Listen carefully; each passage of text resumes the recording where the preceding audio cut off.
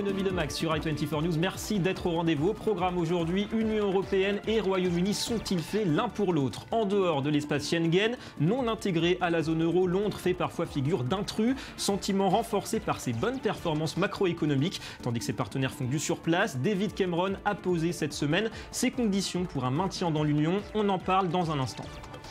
Et puis autre association pas toujours évidente, celle du luxe et du low cost. H&M l'expérimente et distribue une collection exclusive signée du français Balmain. La mode est-elle devenue un laboratoire pour ce type de grand écart? Le public, vous le verrez, répond présent. Reportage à Tel Aviv en fin d'édition. Voilà pour le sommaire, soyez les bienvenus. Tour du monde, avant cela de l'actu éco, avec à la une la corruption. Où sont passées les belles déclarations de l'an dernier lors du sommet du G20 à Brisbane? C'est ce que demande le dernier rapport de l'ONG Transparency International, publié ce jeudi. Il accuse la plupart des 20 plus grandes économies de la planète de n'avoir pas tenu leurs engagements sur la transparence des entreprises. Entre 800 et 2000 milliards de dollars y sont encore blanchis chaque année, souvent grâce à des réseaux complexes de structures anonymes. Voilà ce que dénonce entre autres l'organisation. Il y a un an, nous étions très optimistes, car à Brisbane, le G20 s'était fermement engagé à intensifier la lutte contre la corruption. Un an plus tard, nous sommes déçus, car très peu de ces grandes promesses ont été suivies des faits. Certains pays ont agi un peu comme le Royaume-Uni, mais dans l'ensemble, il n'y a pas de nette amélioration. La G20 qui se retrouve en sommet dimanche en Turquie. En Grèce, les images de la première grève générale affrontée par le Premier ministre Alexis Tsipras depuis son arrivée au pouvoir en janvier dernier. Pas ou peu de transport, services publics ou médias, service minimum pour les hôpitaux. Le privé est aussi mobilisé, banques, médecins, pharmaciens. Il s'agit de protester évidemment contre les nouvelles mesures d'austérité concédées par le gouvernement Syriza aux créanciers d'Athènes en échange d'un troisième plan d'aide. En bref, Mario Draghi s'exprimait aujourd'hui devant la Commission des affaires économiques du Parlement européen. Le patron de la BCE s'est déclaré pessimiste quant aux chances d'un retour durable de l'inflation en zone euro, précisant que son institution était prête à prendre de nouvelles mesures pour soutenir les prix et l'activité. Autrement dit, sa politique monétaire accommodante va se poursuivre. En octobre, l'inflation est sortie du rouge en zone euro, 0%, loin toujours de la cible fixée à 2%. Et c'est justement le débat sans fin entre l'élite financière allemande et la BCE. Berlin ne veut pas de nouvelles mesures d'assouplissement monétaire jugées contre-productives. C'est ce qu'ont répété hier les conseillers économiques du gouvernement en présence d'Angela Merkel. Il n'y a aucune raison d'accentuer cette politique monétaire accommodante. Au contraire, nous sommes arrivés à la conclusion qu'un resserrement monétaire est nécessaire et approprié. En tout cas, il ne faut pas aller plus loin que ce qui est déjà prévu. Nous voyons des risques pour la stabilité financière. Voilà, 0,2% d'inflation pour l'Allemagne en octobre sur un an, chiffre confirmé ce jeudi, 0,1% pour la France. La crise des migrants avec un mot du sommet à Malte qui réunissait depuis hier une cinquantaine de pays européens et africains. Ils avaient l'espoir de trouver des solutions à cette crise migratoire qui affecte donc les deux continents. L'Union européenne a annoncé tout à l'heure le lancement d'un fonds d'aide à l'Afrique, 1,8 milliard d'euros. Les États membres sont invités à doubler la mise. Objectif, lutter contre les causes profondes de la migration irrégulière en Afrique. Oui, il y a un soutien attendu de l'Europe parce que c'est son rôle et c'est sa responsabilité. Mais nous voulons développer un partenariat, aider les pays africains à davantage donner des moyens pour l'Afrique, pour la jeunesse africaine. Notre vocation, c'est de développer l'Afrique, ce n'est pas d'envoyer des migrants en Europe.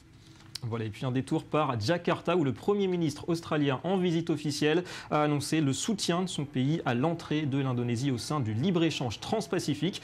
Un traité conclu le mois dernier entre 12 pays riverains du Pacifique, dont les États-Unis et le Japon, et qui rassemble 40% de la richesse mondiale.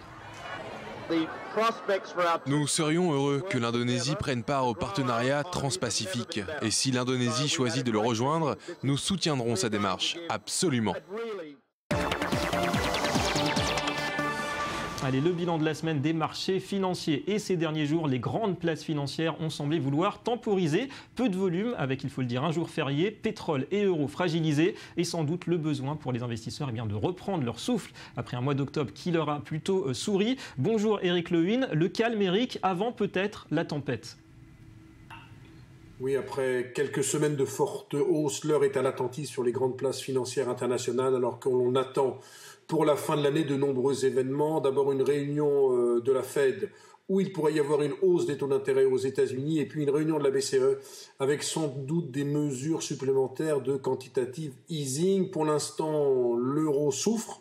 L'euro que l'on retrouve sur des niveaux de 1,0750. Alors ce qu'il faut bien comprendre, c'est que si les marchés ne progressent plus, c'est qu'à part les problèmes monétaires, il y a encore de grandes incertitudes. Le pétrole, hier, était au niveau de fin août. Et puis en Chine, il y a des indicateurs qui ne sont pas très bons. Fort ralentissement de la demande intérieure et surtout un ralentissement dans la hausse des prix. Alors on ne peut pas parler encore de déflation en Chine, mais en tout cas le niveau de hausse des prix reste assez faible, si bien que cela crée une inquiétude supplémentaire sur les marchés. On rappelle 1,3% pour l'inflation chinoise sur un an au mois d'octobre, bien loin de l'objectif officiel de 3%. Merci Eric.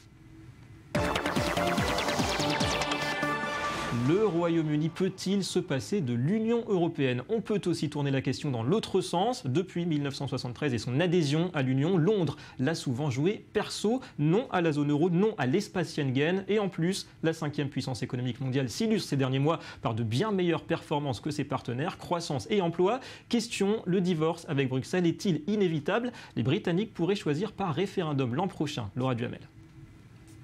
Cher Donald, voici les principales inquiétudes du peuple britannique. Tels sont les premiers mots de la lettre adressée mardi par David Cameron à Donald Tusk, le président du Conseil européen. Le Premier ministre britannique y détaille l'ensemble de ses conditions afin qu'il fasse campagne pour maintenir son pays dans l'Union européenne. Un référendum est prévu d'ici la fin de l'année 2017. Je ferai campagne pour garder le Royaume-Uni au sein d'une Union européenne réformée. Je le ferai corps et âme parce que ce sera sans ambiguïté dans l'intérêt national. Mais si nous ne pouvons obtenir un tel accord et si les préoccupations du Royaume-Uni ne sont pas entendues, et je ne pense pas que ce sera le cas, alors nous devrons repenser si oui ou non cette Union européenne est bénéfique pour nous. Dans cette lettre, 4 revendications déjà connues. Préserver les droits des États non membres de la zone euro, comme le Royaume-Uni, mettre plus l'accent sur la compétitivité du marché unique, renforcer le pouvoir des parlements nationaux et limiter l'accès aux prestations sociales des étrangers. La chancelière allemande Angela Merkel s'est dit confiante dans l'obtention d'un accord et a assuré que les revendications légitimes de Londres trouveraient une oreille attentive à Berlin. Mais de son côté, le porte-parole de l'exécutif européen a accueilli plus fraîchement la sortie de Cameron.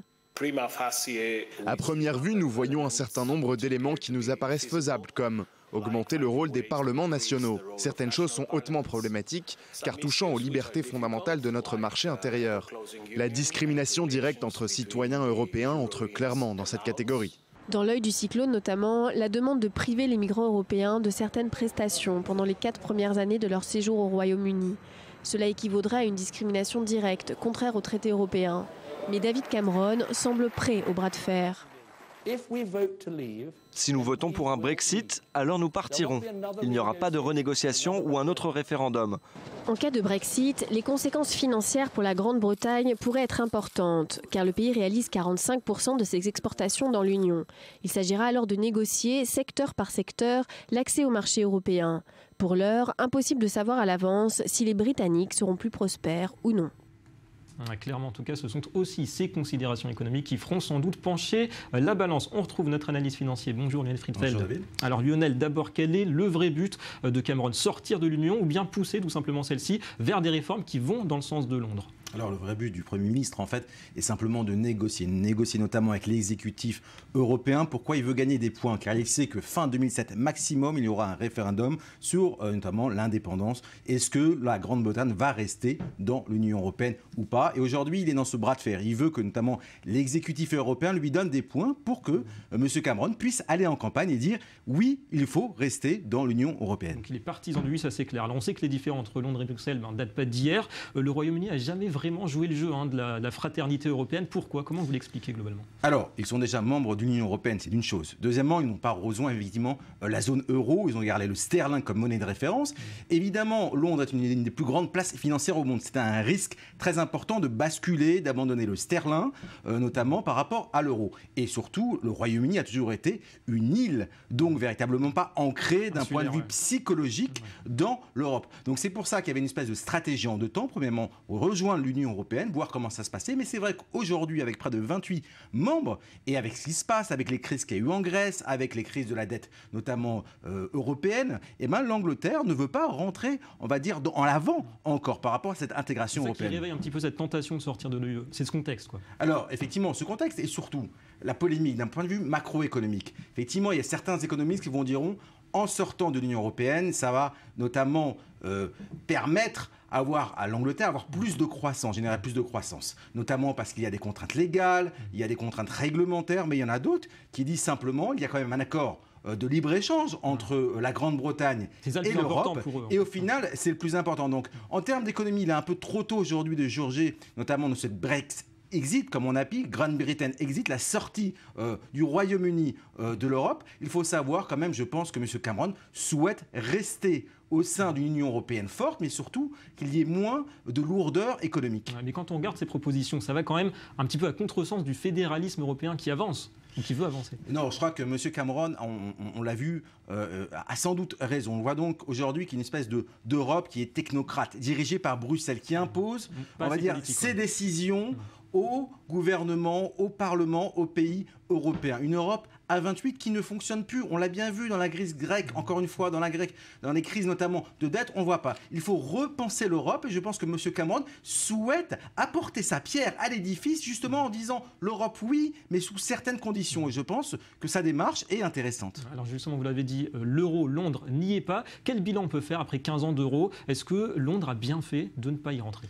Alors en fait, la question de l'euro, on l'a vu, c'est une espèce de yo-yo. On le voit notamment dans les parités par rapport au dollar US. Alors certains pensent que c'est une valeur refuge. Il faut avoir, on va dire, la global picture, une photo d'un point de vue global, que le RMB chinois est en train de monter, le dollar américain est là, qu'effectivement le sterling a son indépendance et aujourd'hui est assez stable. Aujourd'hui, l'Europe n'a pas démontré sa capacité, notamment au Royaume-Uni, à intégrer de façon notamment totale, même dans la monnaie, la Grande-Bretagne au sein de l'Union européenne. Merci beaucoup Lionel Friedfeld pour ces explications. Merci. Allez, on poursuit avec ce rapprochement entre deux univers qui peuvent sembler opposés, le luxe et le prêt-à-porter bon marché. La maison de couture française Balmain a lancé ce mois-ci une collection exclusive pour les magasins H&M. Des vestes brodées aux accessoires de mode, il s'agit de rendre accessible la marque au grand public. À en croire les deux parties, tout le monde est gagnant. Un mélange des genres et un coup de com' qui semble réussi, y compris à Tel Aviv. Reportage d'Elsa Mimoun. C'est reparti pour un tour. H&M, ou le hard discount du vêtement, lance pour la 11e année consécutive un partenariat avec une maison de luxe. Il s'agit cette fois-ci de la marque Balmain. Un véritable phénomène planétaire amplifié par les réseaux sociaux. Et pour se procurer le précieux sésame, les acheteuses se sont levées tôt, enfin presque. Non, on a acheté la place. On a acheté une place. Ah, vous avez acheté une place? On a acheté une place. Ben, c'est une personne qui vient très tôt, il a vendu une shekel. Et on a payé. On l'a payé à 3. Des articles pouvant aller jusqu'à 500 € l'unité, bien au-dessus de la moyenne des prix du géant suédois. Alors est-ce que ça vaut vraiment le coup? Par rapport à Paris, ouais. Non, mais par rapport à la marque, non. Oui, c'est ça. Voilà. It's our yearly collaboration with... Ce genre de partenariat amène toujours autant de monde qui reste des heures dehors à attendre pour avoir la chance d'acheter un article Balmain qui est d'habitude très cher en magasin, mais avec la collaboration d'H&M, c'est beaucoup plus intéressant et c'est pour ça que les gens viennent nombreux. The amount of people waiting outside. Une opération marketing bien rodée, mais au final, ça profite à qui? Je pense que dans chaque collaboration, cela doit être une situation gagnant-gagnant. Si ce n'est pas le cas, c'est-à-dire ni le designer, ni notre magasin n'y gagnent, cela ne vaut pas le coup. Et l'objectif est multiple. La marque de prestige popularise ainsi son nom dans le monde entier. Le géant suédois H&M renforce son image précieuse de marque de mode. Quant aux principales intéressées, les acheteuses, elles peuvent s'approprier les codes d'une maison de luxe à prix doux. Alors, satisfaite? Je suis très satisfaite. Je voulais juste crier « Yes, c'est le mien !» J'ai pu avoir ma taille parce que j'étais première, c'est de la folie. À l'intérieur, les gens se tirent par les cheveux, sautent sur vous, c'était stressant. J'ai pas l'habitude, mais ça valait le coup. Puisque je repars avec tout ce que je voulais. Paris réussi donc, la haute couture est descendue un instant de ses podiums. Expérience qui peut donner quelques idées à d'autres grands noms de la création textile. Allez, on passe au Media Watch. Une revue de presse qui se penche aujourd'hui sur une nouvelle variété de rats. Et oui, avec vous, Joanne Citruc, bonjour. Bonjour. Alors vous nous parlez des rats d'hôtel, dites-nous tout. Oui, les rats d'hôtel, le terme ne fait pas référence à Jean de La Fontaine, mais aux clients des hôtels qui ont tendance à emporter avec eux quelques souvenirs de leur séjour. Selon un sondage de l'agence Kayak, 45% des voyageurs français avouent être des rats d'hôtel et ils auraient une préférence pour les articles de toilette comme les savons, les dentifrices et la papeterie, donc tout ce qui est bloc-notes, stylo, bref, des petites choses sans grandes conséquences. Mais ce sondage nous apprend aussi des faits plus étonnants. Par exemple, 14% des Polonais interrogés emportent avec eux la pancarte ne pas déranger ou encore 61% des Espagnols disent embarquer dans leur valise le sèche-cheveux. Certains voyageurs vont même plus loin et n'hésitent pas à repartir avec des oreillers, la cuvette des toilettes ou encore des rideaux. Ouais, d'où le terme rat, c'est pas très beau quand même. Et puis direction, Johanna, le Venezuela, élection dans un mois pour le Parlement. Le président Maduro s'est lancé un défi assez particulier. Oui, il a promis de livrer 1 million de logements sociaux avant le 31 décembre 2015. Jusque-là, tout va bien, sauf que si jamais il n'y parvient pas, il s'est engagé à raser sa célèbre moustache. Le geste est plutôt mignon, mais c'est plutôt lié aux législatives. Tous les moyens sont bons, y compris la moustache. Merci Johanna, à très bientôt. Fin de cette édition. Merci à vous d'avoir été avec nous. Économie Le Mag revient très vite sur i24 News. La suite de vos programmes et de l'info, c'est dans un instant. Restez avec nous.